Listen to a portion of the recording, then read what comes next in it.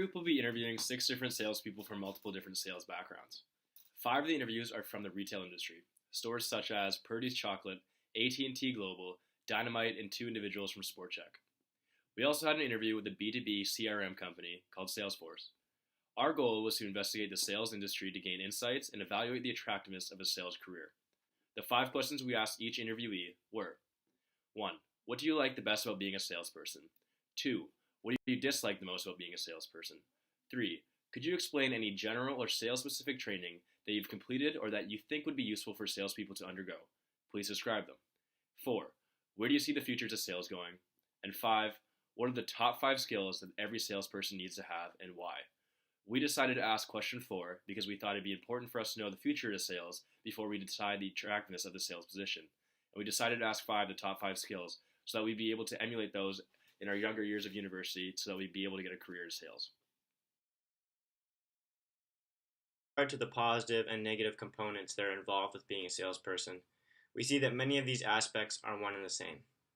It can be a very incentivizing and rewarding industry to work in, as you are able to interact with a variety of interesting clientele, as well as push your competitive spirit. However, the social nature of a sales position can become tiresome, particularly when dealing with rude or hostile people that hold a negative and untrusting stigma against sales staff. The competitive component of a sales job can also be seen as a negative, bringing a great deal of stress and pressure to many professionals in the industry. When considering the variations of training that salespeople receive, most of the participating interviewees noted that the ability to sell is a skill better developed in the field as opposed to one taught in the classroom. Studying sales techniques and processes may be useful for an experienced salesperson, but the ability to communicate and interact effectively is something that can only be developed through a great amount of trial and error. The future of sales going to be? It's a question we all want to know, but we can only predict. And our prediction is that it's going to be all automation or close to it due to continued technological advancement and streamlined processes. Now, looking at the essential characteristics of a salesperson, our first skill that was determined by our interviews' responses was knowledge, so knowing the product.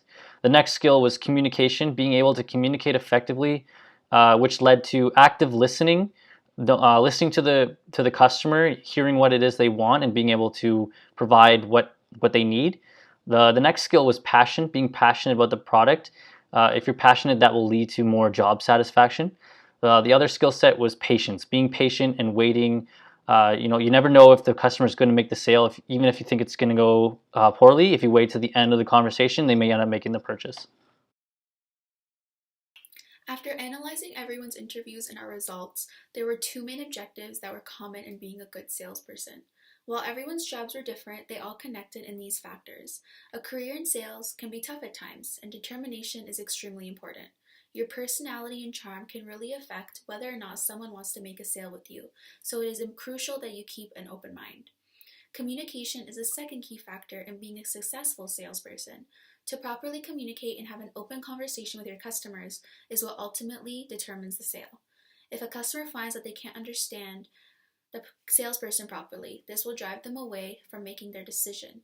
As Estee Lauder once said, "I have never worked a day in my life without selling. If I believe in something, I will sell and I will sell it hard." The first aspect that our group took away from this project was how universal sales is. Regardless of what each salesperson interviewed sells, they each go about the process the same way. For example, the sales cycle at a place like SportCheck is very short compared to the sales cycle at, say, Salesforce, which can take months. We have seen the correlation between making genuine connections and trust. The final aspect that stood out to our group was the importance of customer interaction, as is emphasized in class. By conducting customer research, we were able to validate this importance by getting the perspective from 6 different individuals when we were doing our primary research.